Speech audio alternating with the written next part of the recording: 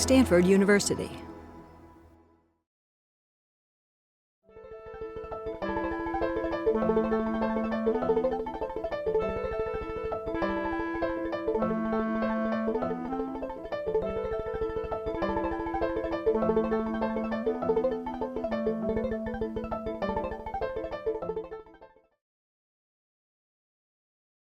It's a great pleasure for me to introduce Simon Schama, University Professor of Art History and History at Columbia University, who will be delivering tonight the Stanford Presidential Lecture in Humanities and the Arts, entitled The Abolition of the Slave Trade 200 Years On, America and Britain, Two Diverging Destinies.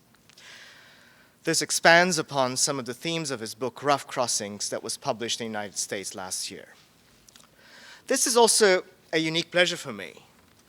Not only because Simon Schama is one of the most eminent, well-known, and widely admired historians of our age, but he was also my mentor at Harvard when I was a graduate student, a long, long time ago, longer than either one of us would now care to admit. Indeed, as a historian for whom such sleuthing in documents matter, I can take pride in the fact that I was his first student in the United States whose dissertation papers he signed. A truly historic moment, I'm sure, as we can both agree. My first introduction to Simon Schama as a graduate student was not only as a great admirer of his books. I was also his teaching assistant in his Europe in the 19th Century lecture course at Harvard, and it was indeed in this course that I first ever gave my first lecture to undergraduates, besides leading section discussions. Imagine a brilliant, utterly charismatic professor enthralling the class in a firework virtuoso performance of deep learning and dazzling skills in rhetoric without looking at a single note, getting a standing ovation from the students at the end of each lecture, and an awkward graduate student making his fledgling appearance onto the stage of lecturing. It was daunting to say the least. I dare say I managed to survive to tell the tale, but the referent, the bar, an impossible one of effective lecturing, was set for me forever by Simon.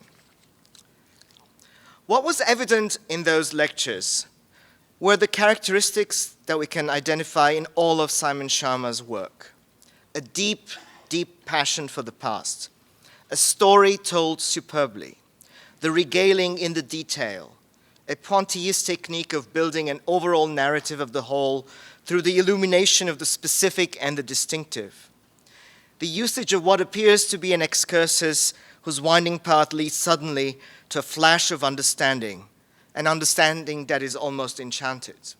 In his 13 books translated into 15 languages, and I will cite here only some titles, The Embarrassment of Riches, Citizens, Landscape Memory, Rembrandt's Eyes, Rough Crossings, Simon Schama has sought to not only explore with deep erudition different episodes in history and art, but he has also brought an immediacy to our encounter with the past and indeed with the story. For he is indeed a master storyteller whose skills have been widely recognized and acclaimed not only by the reception of his books, but also of his hugely popular television series, A History of Britain, that was aired on the BBC in 2000 and then in the United States, which then were accompanied by 3 volumes under the same title. In 2006, he returned to art history with another television series, Simon Schama's Power of Art, examining 8 artists through their work, which was again aired first in the BBC and then in the United States. Reaching millions through his books and television productions, Simon Schama has become a household name, and his achievements have been widely recognized by many prizes and honors. He was made a commander of the British Empire in 2001. In 1991, Simon Schama wrote an extraordinary essay in the New York Times Magazine entitled, "Clio Has a Problem."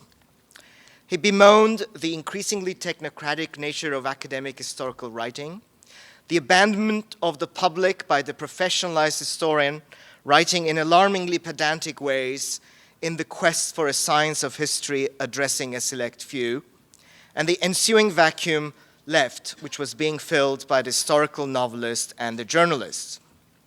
He's been at the forefront of the battle to bring back narrative into history, the art of storytelling accessible to everyone, whether it is through his numerous publications or his television productions that engage the public in deep ways with the past. In his words, written in another essay, Fine Cutting History, commenting on his television work, the task at hand is for him, I quote him, to move history back into the common public culture where it rightly belongs, and without, I think, compromising our obligation to honor history's commitment to thought as well as imagination. End of quote. Simon Schama is the prime representative of the school of historians that conceives of history writing as an art, as deeply connected to literature, and most decidedly not as a social science. He throws the gauntlet to us all to make history relevant again, not only to understand the world we live in, which of course is a platitude, but, in his words again, to bring the past and the present into vivid communication, to explore what it is to be human through the power of the reader to live within vanished moments. He follows and resurrects superbly the now almost lost grand tradition of historians such as Gibbon, Macaulay, Carlyle, Jules Michelet, whose supreme skills were to render on a large canvas their passionate vision, as perceived through their eyes, of history unfolding in grand narratives. They were, and he is, the direct descendants of the practitioners of the medieval art of rhetoric, which once included history. At the end of his 1991 essay, Simon Schama commented, I quote, "More modestly, we may, perhaps, hope for some grand narrative that will recall the time described by Macaulay when the appearance of a new history was so exciting that the circulating libraries are mobbed, the book societies are in commotion, the new novel lies uncut. The libraries, real and virtual, are indeed mobbed. There is commotion across the media. Clio can rest reassured. Simon Schama has come to the rescue." Thank you.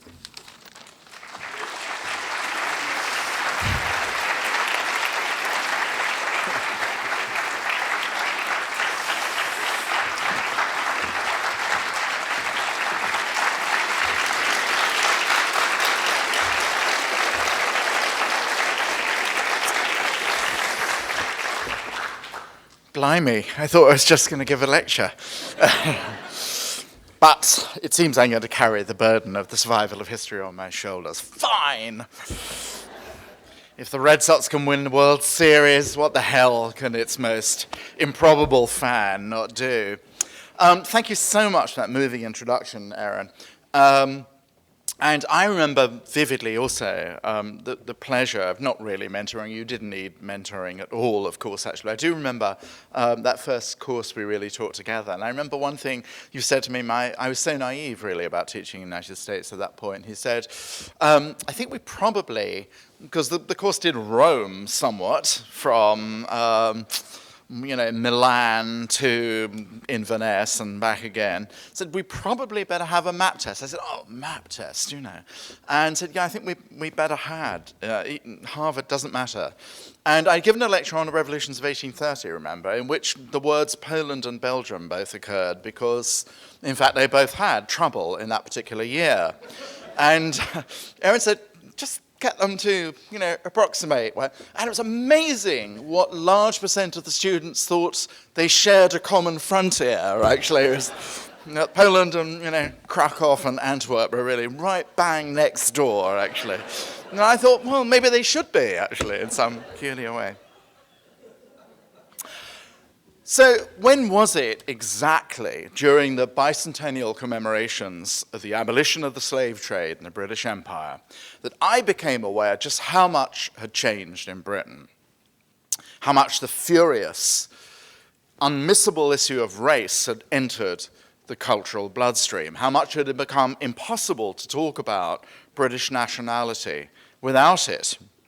Maybe it was when Ghanaian Memnon horns alerting villagers to the imminence of a slave raid sounded from atop the choir screen in Westminster Abbey during an anniversary service on March the 26th this year.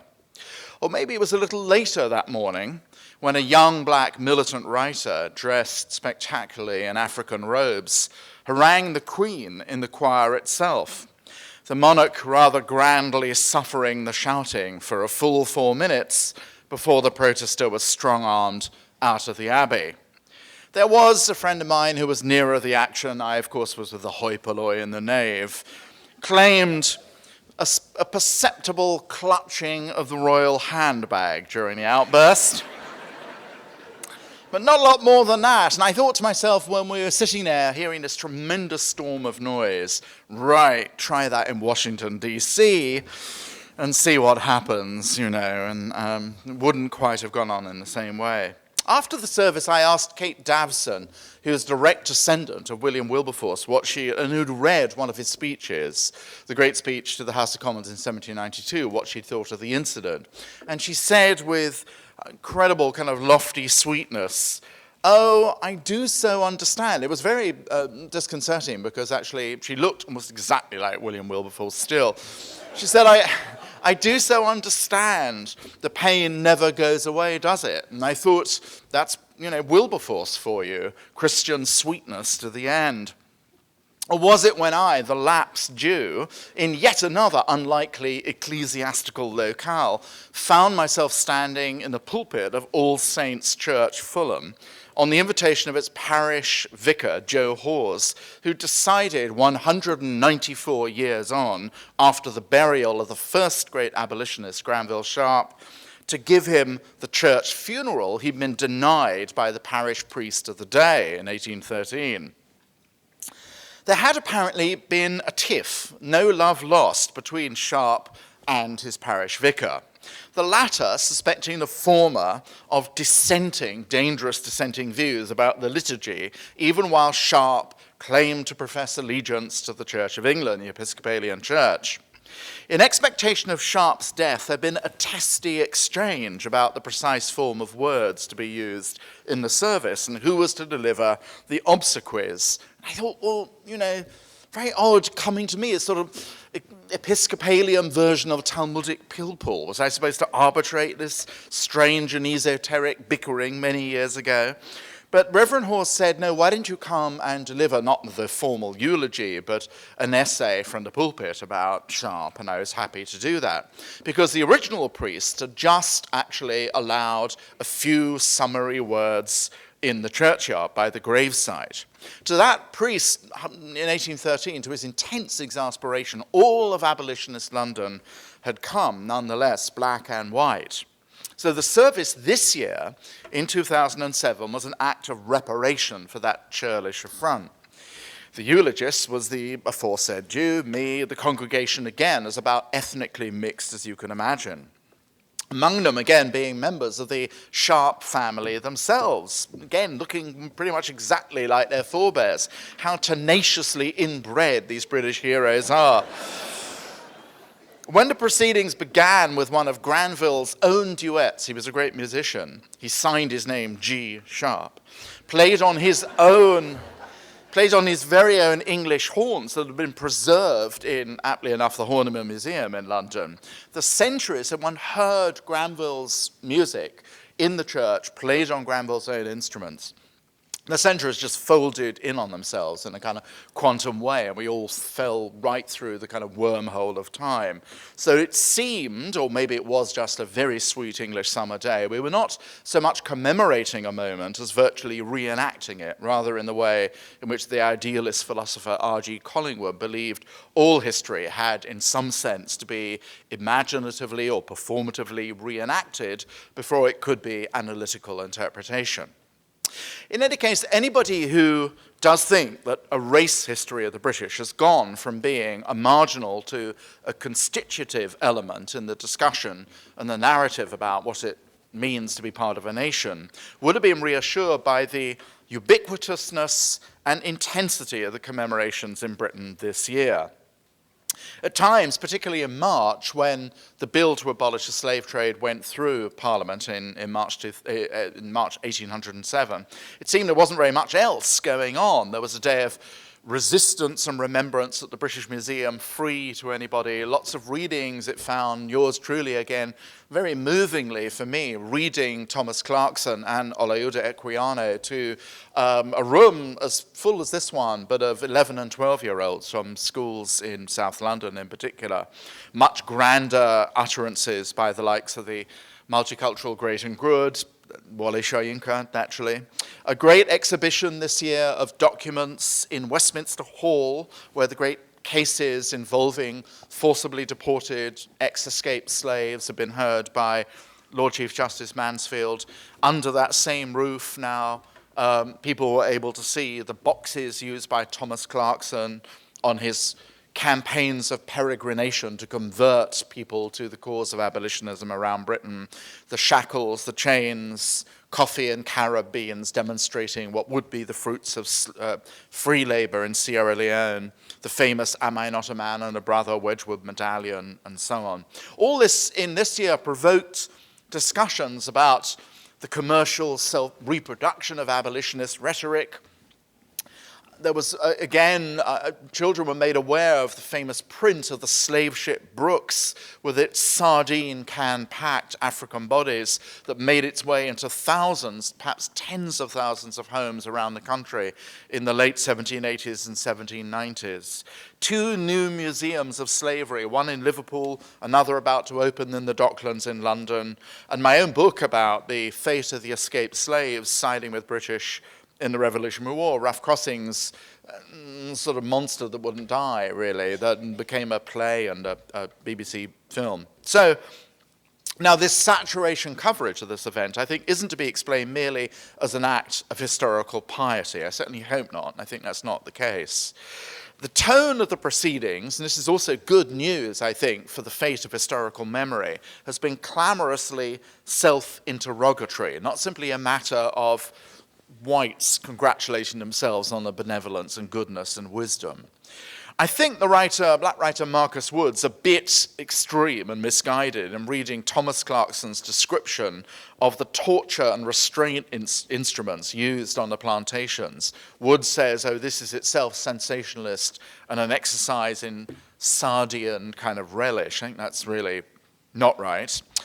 I think he probably is right in looking at that famous print of the slaver with its sort of, almost indivisible packed bodies on it, as something which could have reinforced the image of the black as helpless cargo, rather than the self-determining historical agent, which from shipboard insurrections and slave rebellions and the proactive role of slaves in the great escape to the British in 1775, blacks certainly were. This is a moment where those who had been slaves take control or attempt to take control of their own destiny, and is all the more moving for it. So this has been an occasion in Britain this year for fruitful fierceness. Inevitable issues of reparations and apologies have came up, and I was asked when I went on radio and sometimes on television, what my position about a formal apology was. And for what it's worth, actually, I just thought, well, if a perfectly nice German came up to me and said, really sorry about Auschwitz, I would say, it doesn't cut it, really. It's sort of absurdly not to the point. I sort of feel, in some ways, actually, the enormity and atrocity of what happened in the slave trade is only pathetically and inadequately not absolved, but even engaged with by a form of, saying sorry. Most important, I think, though, the commemorations have been an occasion on which to ask serious questions about the relationship of race to the mythic narratives of national solidarity in Britain. But in all of this enormously vocal memory of all the waves of sound and fury, one rather astonishing fact has been almost completely ignored in Britain. The fact is the following, that President Thomas Jefferson signed an act prohibiting the slave trade to the United States and by American traders into law 3 weeks before George III gave the British equivalent his formal royal assent. It's often assumed, and was indeed in print this year, that abolition of the slave trade went into effect on January the 1st, 1808, almost a year after the act went through Parliament. But again, that's to confuse American with British action. It was Jefferson's law that became law, Jefferson's Act that became law on that date. The British Act did not actually take effect till 2 months later, on March the 1st, 1808. But you can't actually really blame the Brits for overlooking this, since the commemoration has gone almost entirely missing on this side of the pond. If you Google it, you'll find virtually nothing at all, not even the commemorative stamp, which I was told last year was planned in an age of universal email about the most exiguous form of tribute you can imagine in any case. So, a sort of abolition of the slave trade in the United States gets sort of folded into those sort of grim manila envelopes in the post office along with wild flowers of Maryland or, banjo masters of the 1920s or whatever. In fact, when Charles Rangel, the New York congressman and one of the leaders of the Black Caucus, proposed a motion of commemoration and congratulation, it was to the British Parliament, not his own legislature, that he sent it. And this seems to me just absolutely amazing. But perhaps it recalls the fact that in 1808 itself, congregations of black churches in Pennsylvania sang anthems to the British abolition of 1807, hoping, quote, that Columbia's chains would follow, not noticing that they in fact already had. When the General Assembly of the United Nations this year formally marked the anniversary on March the 26th, the American delegate, just appointed by the Bush administration, Richard Terrell, a white career diplomat, whose Senate confirmation preceded the anniversary by 9 days, managed actually to fail to mention the United States had actually done likewise. Great start, Dickie, to the new job. So the dramatic contrast between contemporary fanfares and arguments and alarums on one side and the deafening silence on the other, as I take it to be, and I'm happy to be corrected about this impression, I would really be happy to be corrected.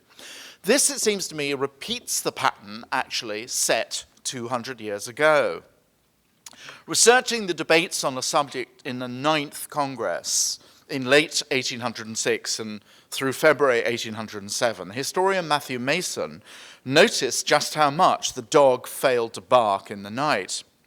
President Jefferson, who's schizophrenic as always on matters of race, had introduced the motion on December the 2nd, 1806, had in fact been arguing for abolition of the slave trade since 1774.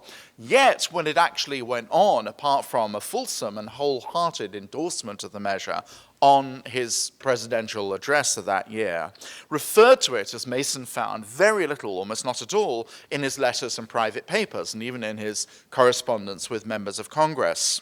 What was on his mind, and that of Congress and most of the American press, was something they thought much more important, the capture of Aaron Burr and the unraveling of his conspiracy to detach the Western territories from the Republic, as well as the interference with American commerce posed by the mutual commercial wars of the French and British empires.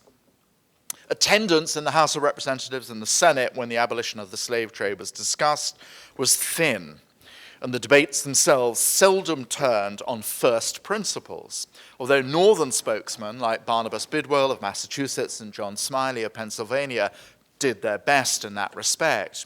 Rather, the discussions skirted ethics for intensive examination of the details of enforcement that might happen should the act pass, which it did. That, in the details, is where the most contentious difficulties would lie. It tells you a lot about the atmosphere in which the American law was passed.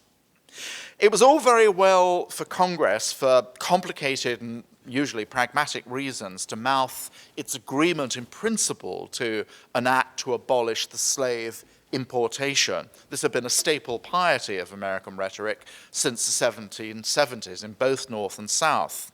But the devil was definitely, as I say, in the details.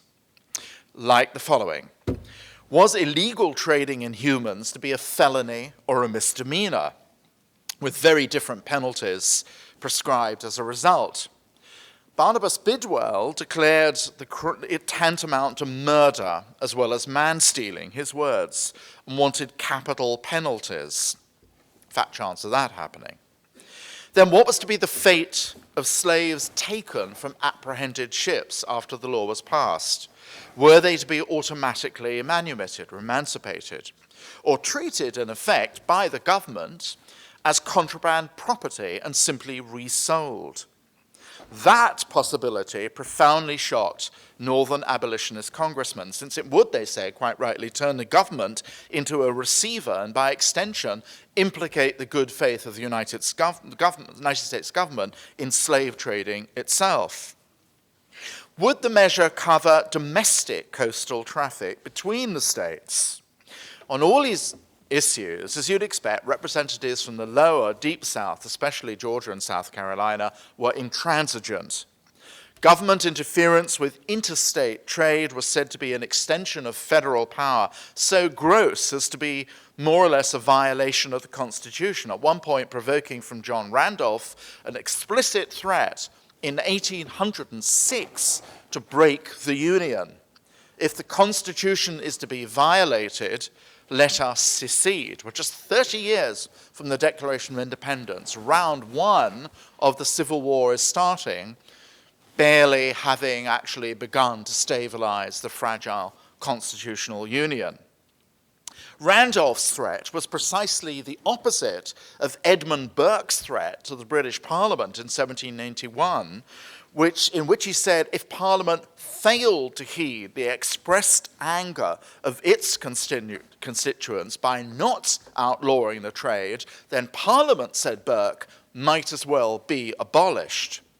It's extraordinary. As for the notion that smugglers in the United States would be treated as felons liable for capital penalty, Randolph replied, no Southerner would ever assent to the execution of one of their number for committing an act that might be considered a political evil but never a crime. And since, of course, the vast majority of likely illegal trading ventures would take place in southern ports and in southern waters, the outlook for enforcement was dim, especially since after banning the slave trade, South Carolina, Charleston, huge draw for the possibility of smuggling. But South Carolina had made it legal again in 1803, just 3 years before the debate began. Most ominously, representatives of the Lower South set their face against any possibility of slaves freed from captured ships after the law came into effect being set at large into their own slave societies. That, they said, would kindle the fires of insurrection, to quote one of their number. And they had in mind a part they thought free blacks had played in slave rebellions in Jamaica and in Saint-Domingue, in Santo Domingo in Haiti.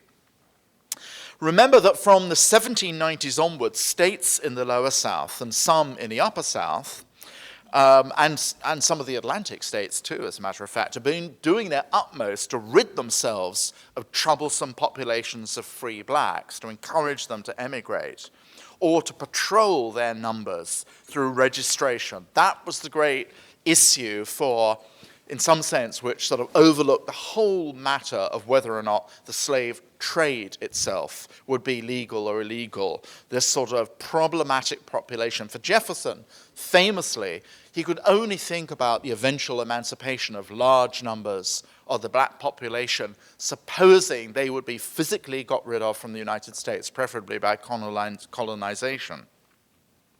To allow what was feared to be a substantial new population was for Southern alarmists in the House, like Peter Early of Georgia, who later became governor, was, he said, an evil greater than slavery itself. There was much talk of the depravity, larceny, and shiftlessness that would be spread by such a population. The only recourse in such circumstances, Early said, was, quote, self-defense. The gentleman will understand me. We must either get rid of them or they of us. There is no alternative. Not one of them would be left alive in a year. Would Congress, he implied, really wish to incite slaughter and race war? It's important to remember, I think, that many of the most belligerent critics of the fine print of Jefferson's Act, or rather those who wanted to amend it into harmlessness, were actually either Virginians like John Randolph or Virginians by origin like Peter Early, who'd moved down from Virginia to Georgia. even though he came to speak passionately and truculently for the Deep South. What the debate, such as it was at the end of 1806 and very early in January and February in 1807 implied, was a fracture within the leadership of the South, and not always just along regional lines. Many of the more punitive elements of Jefferson's Act were thwarted by nervous Northerners in alliance with their Southern counterparts, who worried about whether or not something this clear-cut would actually break the Union. There was a good deal of uncomfortable fence-sitting. James Madison endorsed the Act, providing, he said, it did not cause too much, quote, inconvenience. Not least, of course, because Jefferson and Madison, not to mention their faithful correspondent in Massachusetts, former President Adams, well knew the price of preserving the Republic, as it had been during the Revolutionary War and during the constitutional debates, was deferring to the Lower South on both the trade and a fortiori on the institution of slavery itself.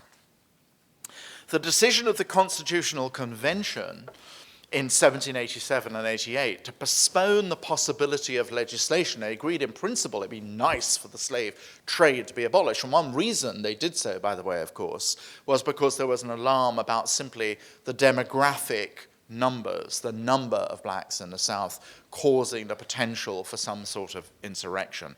But what was the commitment was made during the Constitutional Convention that there would be no legislation on the matter for 20 years. That had been the condition of making that more perfect union remotely possible. And there were some in 1807 who were furious at Jefferson for bringing forward the end of the moratorium on legislation by a mere year, even though the law itself would not come into effect until the right date, until 1808.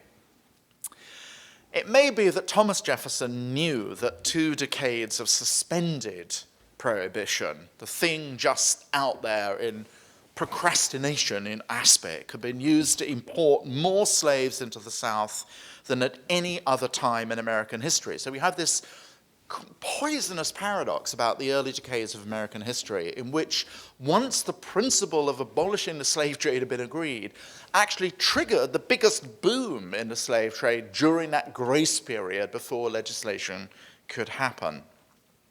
Jefferson certainly knew that with or without the abolition of the trade, American posterity would eventually pay a very heavy price in that procrastination. His Abolition Act was, for all the fineness of its intention, essentially a measure of damage control for the life of the new nation. And it implied the stable containment of slavery rather than the first step in its liquidation. Surely no American statesman had a more protean conscience about all this. Jefferson's restless intellect could articulate unequivocally the absoluteness of equality, the opening of the Declaration of Independence, at the same time as his private prejudice subscribed to the mental inferiority of Africans, a point which, the great Enlightenment philosopher refused ever to go back on. The Enlightenment man in him persisted with the abolition of the slave trade, even as the pragmatist labored to neutralize the threat to the Union it would represent, even if he had to shred its force and substance in deference to the objections of the South. Jefferson's original draft of the Declaration of Independence had, of course, included a paragraph of ferocious denunciation that you probably all know. The slave trade, the paragraph read, was, quote, cruel war against human nature itself, violating its most sacred rights of life and liberty in the persons of a distant people, captivating and carrying them into slavery in another hemisphere, to incur miserable death in their transportation thither. The paragraph, of course, had been duly stricken from the final draft of the Declaration, as Jefferson wrote, in complaisance to South Carolina and Georgia. But Jefferson had in any case have made this one of the colonists' grievances against Britain by blaming the slave trade on the king. The warfare, as he put it, of the Christian, in capital letters, the Christian king, sardonic capitals, of Britain. Responsibility then for the glaring inconsistency between the Declaration of Independence's rhetoric, the self-evident truth that all men are created equal, and the fact of slavery was conveniently displaced onto the hapless person of the offending monarch and his culpable ancestors. Nothing to do with us Americans, good heavens, no. Once the war started, Jefferson felt, the king and his courtiers, as Jefferson liked to call them, the ministers, were compounding that evil by what George Washington called the diabolical scheme of fomenting armed insurrection among the slaves by promising them their liberty if they served the crown during the conflict. That's the subject of Rough Crossings. Lord Dunmore and other declarations of promising freedom to escaped slaves from rebel plantations, only from rebel plantations, should they serve the crown. And we now think there are quarrels between people like Cassandra Pybus and myself about the numbers involved, but we certainly know that between 40 and 50,000 slaves left their plantations to try and take the British up on that bargain. The deep uneasiness of the part of many of the founding fathers, Adams, Franklin, and Patrick Henry, that the social reality of the American lives and fortunes was at odds with the professions of the Declaration would never actually go away. It's to their credit, I believe, that it did not. But they knew that their equivocation would one day have a painful and perhaps even bloody reckoning.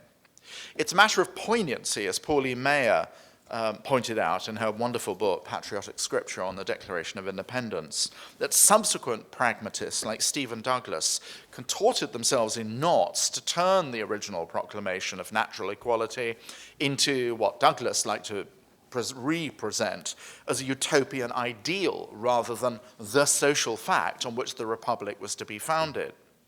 It was said in these later parsings that, well, equality was to be understood as between whites, or that it was an exemplary paradigm. Much was made of distinctions between equality of origins and equality of outcomes. Nonetheless, as Pauline Maier rightly says, the young Abraham Lincoln, even in his law practice days in Springfield, for Lincoln, Jefferson's original dictum, all men are created equal, meant precisely what it said. In some fundamental sense, then, directly tackling this issue in 1806 and 1807 in the United States was to toy dangerously with what was perceived as a very fragile union, to add sectional bitterness to the divisions that already beset the American polity between Federalists and Republicans over the extent of central power, and to do it at a time when the country was beset with dangers from abroad and at home, was to threaten serious harm. No wonder Jefferson conceded, or allowed Congress to concede, all those Southern amendments to his act. Slaving after January 8 would be punished by fines and imprisonment. When Barnabas Bidwell tried to preempt the possibility that the government's appropriation of seized slaves would not result in their sale, his amendment was defeated in the House by the Speaker's casting vote. The Speaker, of course, came from North Carolina. To appease the South, Congress restricted its ban on domestically shipped slaves to vessels under 40 tons. Most slaving vessels were a lot bigger than that. But even that 40-ton line moved John Randolph to make that threat of secession. Needless to say, there was no discussion either in the government or indeed in Congress about what sort of naval enforcement was going to happen, if any. The American Navy, such as it was, had its hands full keeping American wars free of privateers, dealing, of course, in the Mediterranean with Barbary corsairs, or with French and British ships taking prizes without taking these further sententious duties on itself. Historically, then, the abolition of the slave trade in the United States pointed in every respect to a future of disunion, of national disintegration, an accounting to be paid in blood. And that, I suppose, is why there's been so little disposition to celebrate it or commemorate it in this anniversary year. Maybe there's something else at work here, in some larger sense, about the selectivity of public memory in this country. The tendency, especially at the time right now of, what shall we call it, military perplexity, to use history for consolation. I was reminded of this by watching some episodes of Ken Burns' I fear egregiously titled documentary series, The War. There were other chaps actually involved than Americans. An immense exercise in elegiac self-congratulation. It seems to say, those programs, and they're beautifully made, of course, as usual, whatever our troubles now, there was at least one war that was fought for indisputably noble motives, and which by and large turned out well. The consolatory and redemptive payoff, history as lullaby, is unmistakable. But that's not what the first authentically critical historian of our tradition, yours and mine, ladies and gentlemen, Thucydides, had in mind for us at all. Thucydides, you'll remember, was a general who'd taken part in a conflict he chronicled, and that made him not an elegist, but a gadfly for the complacent.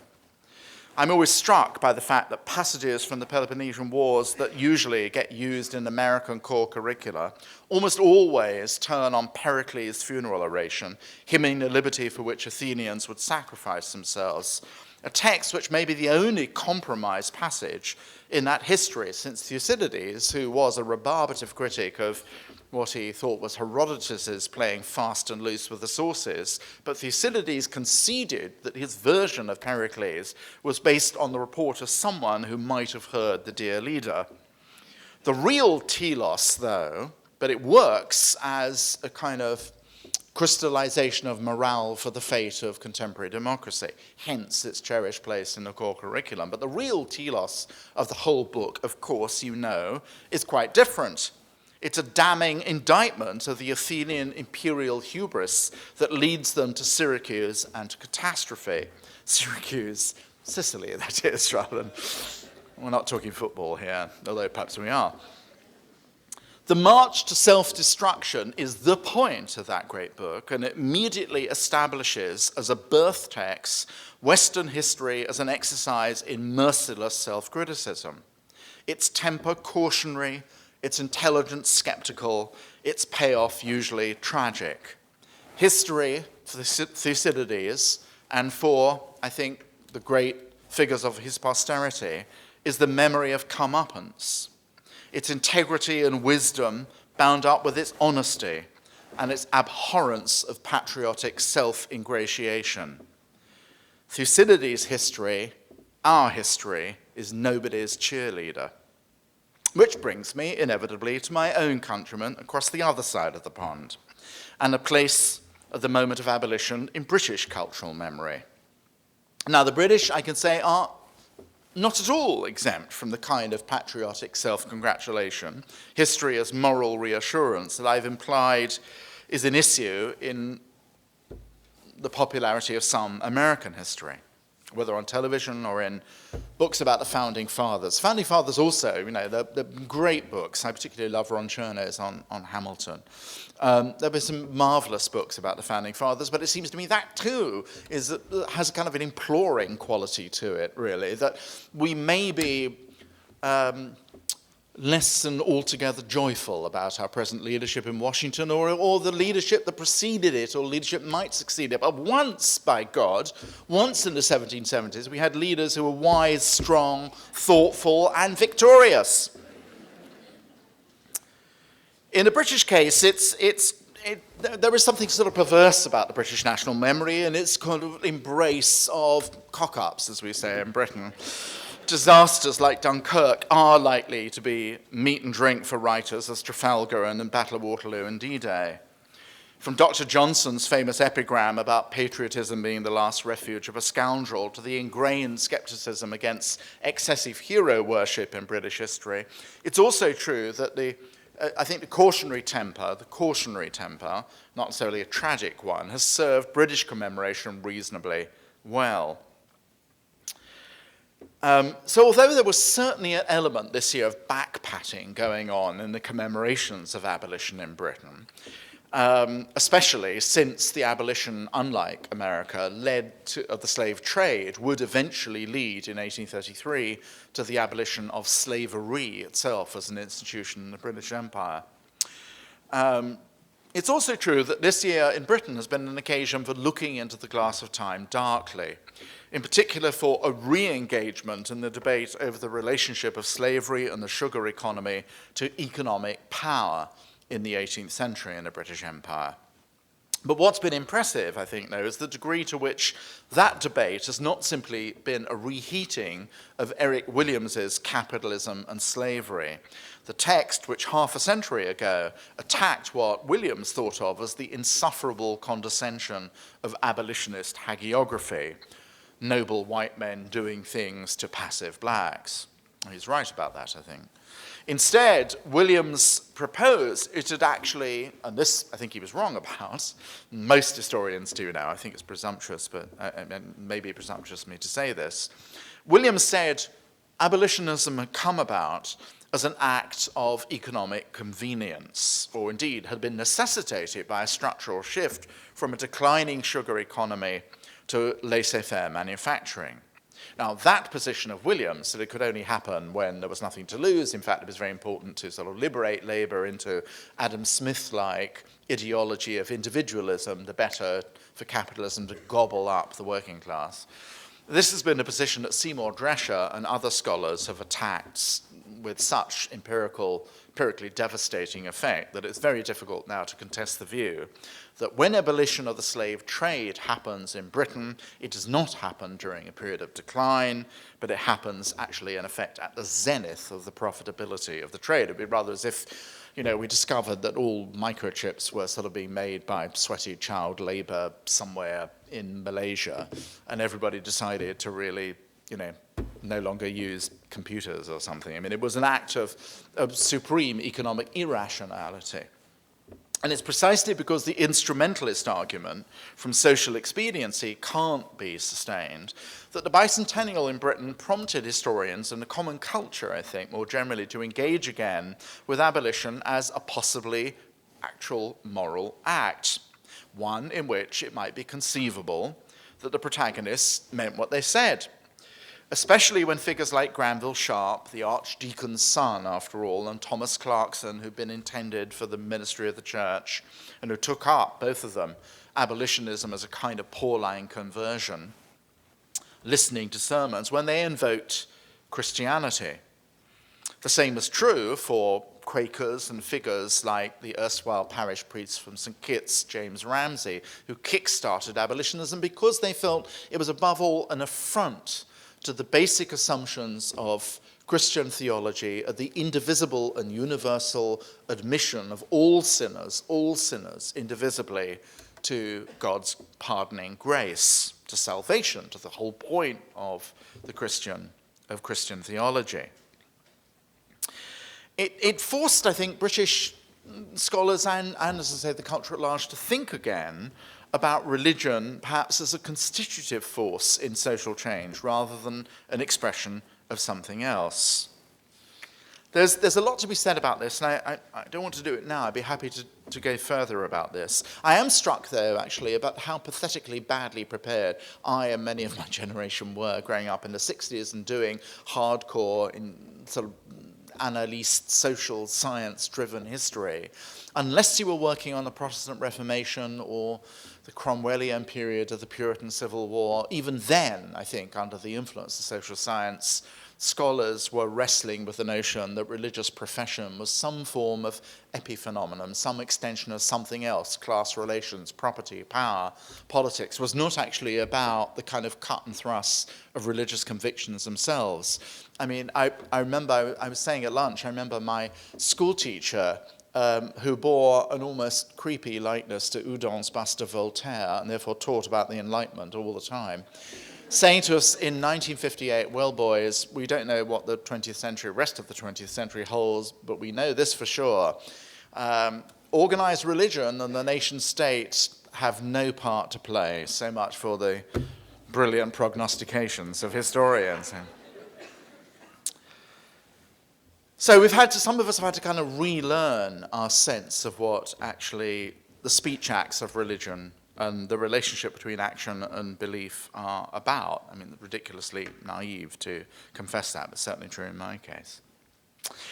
And I think the essential reason why the commemoration of abolition in Britain became so much of a rhetorical event in British national culture is because the debate performed the same function. Who are we? What brings us together? What could possibly force us apart? It played that role 200 years ago.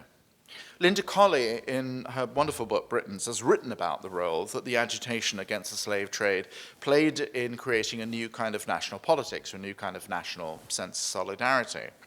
One which included, as political actors, hitherto excluded constituencies like women, to which one also needs to add British blacks in the persons of people like Ottobah Cugoano and Olaudah Equiano, who were active lobbyists and propagandists for the cause up and down the country, and in Equiano's case actually stood in the lobby of the House of Commons delivering pamphlets, which he'd written himself, or sometimes with Granville Sharp, to members going in. I'd want to push the argument actually a lot further than Linda Colley. And in contrast to the American sense that being against the slave trade was potentially a nation breaker, I'd want to argue that in Britain it was a nation maker. Perhaps along with the romanticism of the past, the rediscovery of history that took place during the wars against the French, the campaign against the slave trade was the single most powerful force in the remaking or the reformation of Britain as an expressly Christian state. And this was paradoxically the fruit of defeat. American victory won at the price of not pushing the contradiction between the Declaration of Independence and social reality to the point of threatening the Union, made a powerful incentive for letting that particular sleeping dog lie for at least 20 years. In Britain, defeat led to soul-searching. In the first instance, on the part of critics of the American War, like Granville Sharp, Edmund Burke, and Charles James Fox. Seymour Drescher actually thinks this is wrong, but he's wrong about this. You only have to look, actually, in Granville Sharp's tremendously self-mortifying, partly because actually a lot of the people who became parliamentary agitators against the slave trade had been critics, actually, of the American War. So it was very natural for Granville Sharp and for Charles James Fox to feel that defeat was sort of a kind of providential judgment for not taking care of an issue for them which was an absolute moral evil. The sense in which Hanoverian Britain was a new Nineveh, or indeed a Sodom, punished by the Almighty for its manifold sins, its corruption, its profanity, but above all its inhumanity to fellow men, men who'd been reduced to chattels and beasts of burden, was an absolutely commonplace refrain in the rhetoric of the British abolitionists. Whereas the fate of the United States, its existence, depended on not grasping the nettle, the destiny of the British Empire in the minds of these figures was conditional on it doing precisely that.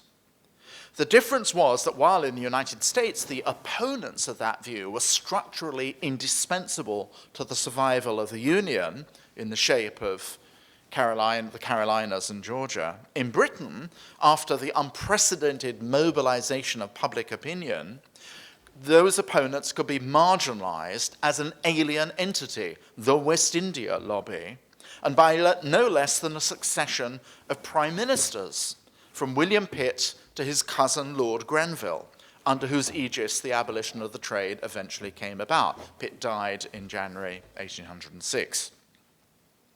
In striking contrast to Congress doing its little kind of pirouettes around the big moral issues of national self-definition, those in the British Parliament, especially in June 1806, which was the debates, it was kind of warm-up to the possibility of making sure that the Act could go through the House of Lords, which had been the problem 12 times after Wilberforce had introduced it. So there was a debate in the summer of 1806 on the declaration that, quote, the slave trade is contrary to humanity, justice, and sound policy. Those debates were nothing but about first moral principles. precisely because parliamentarians knew they were under attack from reformers out in the country, especially in the Midlands and North, demonizing them as the unclean temple of old corruption. So the Houses of Commons and Lords, and it was the conversion of the Lords which really clinched it, were transformed into a rhetorical theatre for the redefinition of what the legislature was, and by extension, the unwritten British Constitution, king in Parliament, the law, the church, all in this rhetorical theatre working together to extirpate the abomination. A bit of a problem with the crown because we know what the king thought, but certainly vocal princes, the Duke of Clarence, who was to become William IV, was fiercely in favour of preserving the slave trade. His younger brother, the Duke of Gloucester, however, was an abolitionist, so you could pick your member of royalty. Charles James Fox, who was junior to Lord Grenville in the new government, but its senior spokesman in the House of Commons as Foreign Secretary, began his introductory speech in that great summer of 1806 with encomia not just to William Wilberforce, but to his most famous political enemies, both dead, conveniently, William Pitt and Edmund Burke. Fox was shortly to follow. In September, he died, and he made the point often, both to friends and in public, that if he wanted to achieve one great act by which he would always be remembered, it would be this one. Waxing magnanimous, Fox quoted Edmund Burke, quote, "To deal and traffic not in the labour of men, but in men themselves, is to devour the root instead of enjoying the fruit of human diligence." The 1791 speech of Pitt, who had been Fox's bitterest foe in exactly that year of the French Revolution, Fox said later, about something else, was, quote, "the most powerful and convincing eloquence that ever adorned these walls. A speech, not a vague and showy ornament." And that's extremely sweet, because that's exactly, of course, what Fox himself was always accused of being a gorgeous windbag. So it's a sort of sweet, which everybody would have picked up on, sweet attempt at self-deprecation. Pitt's speech was not a vague and showy ornament, but a solid and irresistible argument founded on a detail of indisputable facts and unquestionable calculations, which you could construe as Fox saying it was great but boring. But Fox's sincere effort at this moment, clearly, was to summon the ghosts of the past, masters of the House of Commons, in a demonstration of cross-factional unity on this one great matter. A succession of absolutely astonishing speeches followed, including two of them, one by the one-armed hero of the American War, Banastre Tarleton, and General Isaac Gascoigne, both at Liverpool, in favour of sustaining the slave trade, speeches of ferocious intransigence. But it was left to the brilliant young Solicitor General, Samuel Romilly, to be the most uncompromising of all about what actually was at stake, which was nothing less, said Romilly, the integrity of Parliament and the honour of the nation. Romilly upbraided the two Houses of Parliament for delaying. In other words, he does exactly what no one dared to say in Congress. He attacks procrastination, delaying as long as they had since Wilberforce's original motion was introduced in 1791 to come to a more ethically proper conclusion. Like other orators in the House of Commons, Romilly dismissed the argument that slavery and the slave traffic had existed in all cultures and societies since antiquity as being no reason at all why Britain should not nonetheless step forth, he implied, especially in the light of American hypocrisy, to embrace the mantle of moral dignity and to end it. In the Lords, Bailby Porteous, the Bishop of London, one of the staunchest of the new abolitionist bishops, made the point that to argue from custom, from is to ought, one could as easily justify the Chinese practice, he said, of mass exposure of infants to die, because it had been done generation after generation. Neither the fate of the Atlantic economy or of Bristol and Liverpool, these cities which had grown to great prosperity in the 18th century on the back of the slave trade, Romilly said, nor the possibility that abolition might be a gift to the French or the Spanish empires at a time we were at war with them, could possibly justify perpetuating a malum in se, an unconscionable evil in itself. The year 1796 had been set by the House as, quote, the utmost limit allowed for the existence of that most abominable and disgraceful traffic, and yet it still subsists.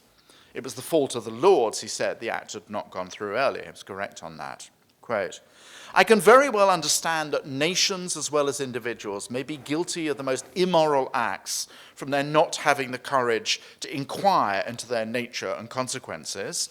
But, of course, he went on, in 1789, Parliament had launched a great inquiry, and it was, quote, by a great body of evidence established that the African trade is carried on by rapine, robbery, and murder, and by fomenting wars. Thus are unhappy beings, in order to supply this traffic in human blood, torn from their families. Now, sir, after all this has been proved and after it's been ascertained by such indisputable evidence that this trade cannot be carried on without the most iniquitous practices, murder, that wars are fomented to support it, that most disgusting cruelties attend it in the passage of this unhappy part of our species from their native home to a place of slavery, that they are there subjected to a cruel and perpetual bondage. I do say this trade ought not to be suffered to continue for a single hour.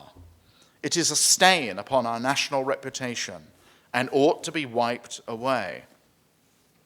When it was claimed in refutation that the merchants of Liverpool and Bristol would have to be compensated, Romilly replied, ought the debts of the people of England to be paid in blood, with the blood of the people of Africa? The people of England are not to consent there should be carried on in their name a system of blood and murder, because we must make some compensation to some individuals. That was also the nub of Wilberforce's argument, that the issue spoke, quote, to the inestimable advantages of a free constitution, emphasis really on genuinely free. When others said the timing was poor because of Britain's involvement in the wars with Napoleon and his allies and a potential war with America, Wilberforce, and this is while Napoleon had established a camp, an invasion army at Boulogne, Wilberforce said, if ever there was a period in which this country, circumstanced as we are, had an opportunity of setting a glorious example to all the other nations of the earth, giving a proof of the inestimable advantages of a free constitution, of an enlightened policy, of all the blessings Providence has bestowed on us, that the present is that moment. We ought to hail it with joy, as giving us an opportunity to show the world we are not a sordid race, looking to interest and pursuing it by the oppression of others. We're a nation governed by the rules of justice, dictated by wisdom. No society any more than any individual can be long upheld in prosperity upon any other principle. The subtext of all that flamboyance and the targets of righteousness were, of course, in Wilberforce's mind, in Grenville's mind, in Fox's mind, in Romilly's mind, the Americans and the French, who paraded their ostensible devotion to freedom before the world while countenancing servitude and despotism. Napoleon had reintroduced the slave trade in 1802. The declaratory motion was passed by large majorities in both houses, and the final bill, the following February, by 283 to just 16 against, unlike the delicate balancing act in Congress. And they testify, I think, to a genuine conversionary moment of a peace with the evangelical reform movement that was attempting to create that new Christian empire, grounded, as Romilly had said, on virtue rather than interest, or rather through strenuous attempts to redefine the national interest so it's squared with evangelical notions of Christian virtue and popularly romantic notions of English rather than British history. This romantic notion of what England had been and what Britain, the new nation, Ireland just having been admitted, would become, was the driving force of its principal campaigners. Granville Sharp had taken up the cause of abducted blacks in the streets of London in the 1760s because he believed, as I say, the plight of slaves was an affront to the universal admission of men to God's forgiving grace. Sharp also believed, with almost as much religious conviction, in the sanctity of the English common law, by which he held from an obscure Elizabethan case, the air of England is too pure for slaves to breathe, or that once upon the shores of England all men and women had indivisible access to the King's justice. Hence his tournament with Lord Chief Justice Mansfield over the status of those escaped slaves that had been recaptured by former masters with the intention of forcible deportation and sale in the West Indies. Sharp's campaigns in the 1770s, fortified by his correspondence with American abolitionists, very, very important to Granville Sharp, like Benjamin Rush and Anthony Benezet, were a reformer's tour of the unwritten British Constitution. After the law came the established church, whose indifference initially to the accursed thing, as Sharp called it, the slave trade and slavery, appalled him. Bishops and archbishops were deluged by memoranda, booklets, and personal visitations until they capitulated and were converted. And this breakout from the Quaker and dissenting base of abolitionism into the established church hierarchy was the great turning point, the church, that turned the Lords from resistance to acceptance.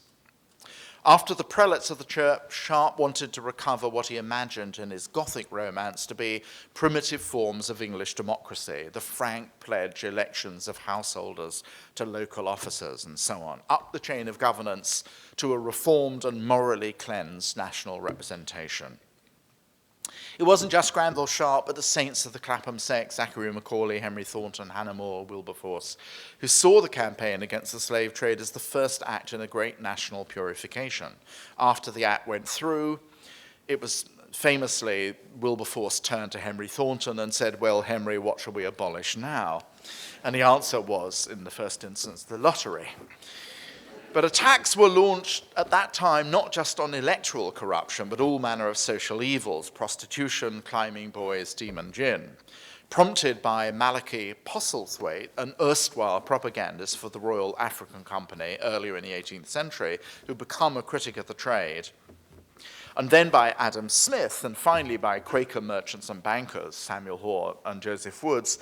A debate was joined as to what was and what was not a moral form of commerce. In their campaigns to persuade supporters to refrain from using slave-made products, these men made much of the addictive and therefore enslaving quality of tobacco and rum, corrupting the freedom of the consumer as much as it was purchased by the blood of those who'd produced it. The anti-saccharide, the anti-sugar campaign was the first instance in modern politics of bringing slavery issue into the household. And it worked extraordinarily precisely because it turned on its head the truism that women's sphere was the governance of the house. In this case, women's sphere, domesticity, presupposed politics. And this is the first moment that women, as Linda Collier's rightly said, en masse are drawn into a huge petitioning campaign of action. Now, if all of this seems marginal to the main act of what Britain was about at this moment, the transformation of the country into an industrial and military empire, the judgment that this is a marginal, quirky, strange Christian moment that didn't kind of work out in the way the evangelicals wanted, that seems to me an anachronistic projection back from social science perspective. What the campaign to redefine British national identity as Christian virtue turned on was as much bound up with moral judgment as the Protestant Reformation and the 17th century Puritan moment that was its legatee. The evangelical moment was the descendant of both of those earlier reformations. And it was, of course, the nursery of Victorian self-belief that this generation had, at this moment in the life of the Parliament, managed to reconcile the demands of money, power, and Christian morals. That we might think them deluded doesn't in any way diminish the force of their coherence.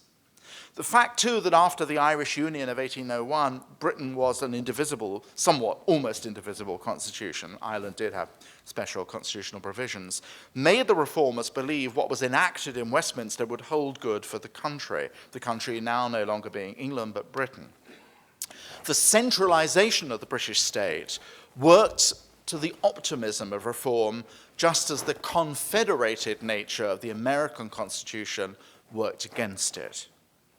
There was also the sense of some of the reformers, the Liverpool radical William Roscoe, for example, or the artist Turner's Yorkshire friend Walter Fawkes, that they were in the business, in this great crusade, as some of them called it, of replacing an oligarchy with a more truly representative polity, as they sought to make Parliament responsive to a mass petitioning movement in which 1 in 3 adult males of voting age declared themselves for abolition. If in the United States it might be argued with the Bill of Rights the work of state-making had been, for the moment, done, in Britain, everything was still to be done. But there was, of course, one important respect in which the British reformers of 1807 were no more certain than their American counterparts whether the abolition of the trade was the harbinger of emancipation or whether it preempted serious consideration of it, of the liquidation of slavery itself.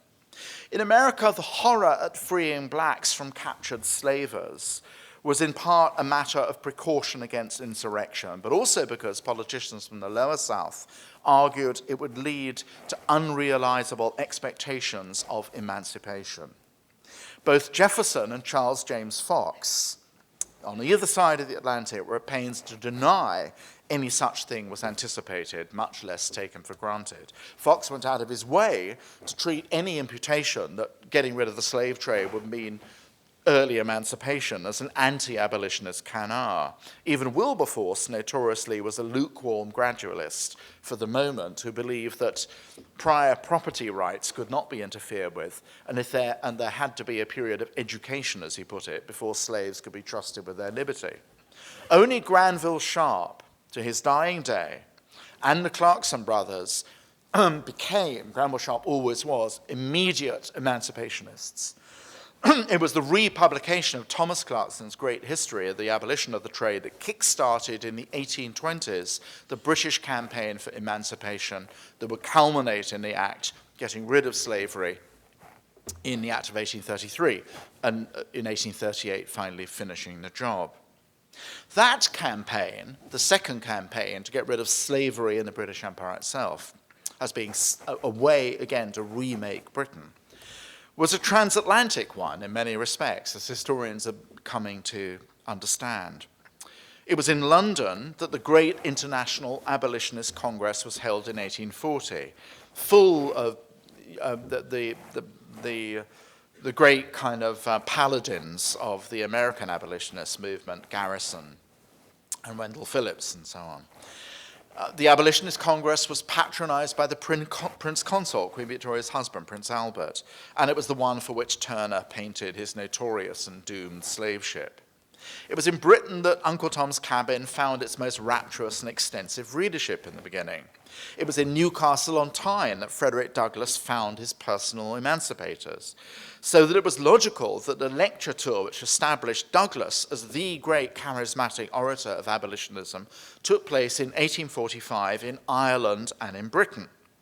Speaking to rapt assembly rooms in the places where the Clarksons had first agitated for the abolition of the trade in blood, as they said, in Manchester and Leeds, Birmingham and London, even in Liverpool, Frederick Douglass imagined a British Empire that lived up to its promises, and since 1838, and beneath the ensign of the Royal Navy, combed the African coasts for slavers, and therefore was the true benefactor of enslaved Americans. He exaggerated enormously the colourblind character of the British, so overwhelmed was he by being taken into Parliament to stately homes and cathedrals. Had, I think, Frederick Douglass visited the hideously racist Thomas Carlyle, he might have come away with a different opinion. But in one respect, Douglass was right. In their strenuous determination to make their own moral revolution, the saints had refused to sweep under the carpet the most repugnant and morally catastrophic issue of the day.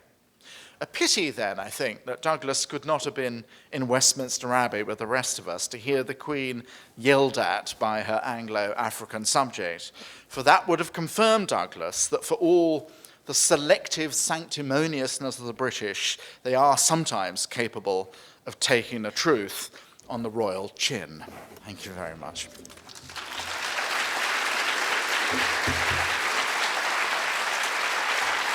Thank you.